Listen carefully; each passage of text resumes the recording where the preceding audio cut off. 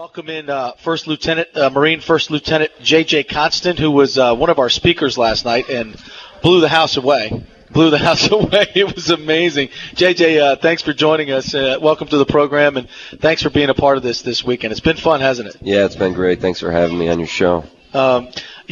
Is there I know there's not a lot of stuff you can broadcast. You've been over in the theater, so to speak, but some of the stuff you told us last night was riveting and incredibly compelling. And just give us a feeling for what it's like over there. I mean, we just see news coverage, and we know how slanted that could be because I've been in the media. I know. Just what's it like over there? If you could give us a slice of what's happening. It's hot for the most part. It's hot. It makes these 82-degree temperatures down here look pretty weak, but. As far as from my perspective as the Marine, the units I was involved with were usually in the worst areas, being the Afghan-Pakistan border in Afghanistan and then the Haditha Triad in Iraq. But with my battalion, my unit specifically, we had extremely high morale. We had great leadership from our battalion commander on down through the chain. And you're part of a book that's coming out. Tell me about that project. Yeah, there's a book coming out entitled Victory Point. It's being written by Ed Darack. There's actually a website, victorypoint.info, and that's coming out later this summer. There was a book written by Marcus Luttrell called Lone Survivor, and that book is about a terrible thing that happened in which we sustained the greatest single loss of Special Forces operators since the inception of Special Forces. But this book is about the Marine unit that happened to be mine that went in there and kind of cleared out those guys who had done all that harm to those Navy SEALs and Army Special Forces. And it is a story of a victory, which is a little different for Hollywood, isn't it? That's what I was telling you guys last night. The book, who knows if it'll be a movie or not, but it will. The exciting thing is that, I think America needs to realize that it's not all bad.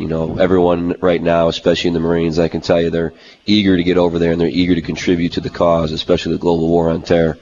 Can you give us a little snippet maybe of one of the stories or something in the book that maybe the listeners could kind of, get some excitement going about this, like, what they could expect?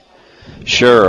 They can expect a lot of action. That's for sure. We had to move in order to get to the position to get into the fight. We had to move 6 kilometers, which is about 4-point-something miles, and climb 3,000 feet in elevation. And with all your gear? With over 100 pounds of gear. How many guys? You had to carry your water bottle. My group, in this case, was 45. We had my platoon of 35 and then 10 attachments because my company commander, to his credit, always traveled with us when he felt there would be action. So we did this in 18 hours. It was a pretty unbelievable movement. I mean, these guys were throwing up on the move, cramping up, just no mercy. We just kept pushing. And all the while, you're going because one of the insurgent cells, one of the most dangerous cells. We know one of the insurgent cells is out there, and we're attacking them from 3 different sides, hoping that one of them. And this is a major cell. One of them will get them. This is the most active Al-Qaeda cell along that region at the time. And the whole way this went down is you're trying to get 3 different battalions to come in to three different basically platoon reinforced. Okay. Yeah. And trying to come in from all sides, right? Right. We're trying to force them to fight one of us, and they chose us. They chose you guys. And so how did it go down from that point? When you get to the point, guys are all cramping up and throwing up, and you're almost dehydrated already, and now you got a battle. Well, fortunately for us, what we think they did was took some time and kind of observed our positions, which gave us the night to sleep, and then they attacked us in the morning.